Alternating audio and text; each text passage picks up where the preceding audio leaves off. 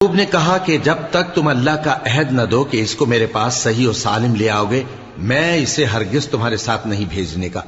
مگر یہ کہ تم گھیر لیے جاؤ یعنی بے بس ہو جاؤ تو مجبوری ہے۔ پس جب انہوں نے والد کو اپنا قول دیا تو یعقوب نے کہا کہ جو قول و قرار ہم کر رہے ہیں اس کا اللہ ضامن ہے، اور فرمایا کہ اے میرے بیٹو، ایک ہی دروازے سے داخل نہ ہونا بلکہ جدا جدا دروازوں سے داخل ہونا، اور میں اللہ کی تقدیر کو تو تم سے روک نہیں سکتا، بے شک حکم اللہ ہی کا ہے، میں اسی پر بھروسہ رکھتا ہوں،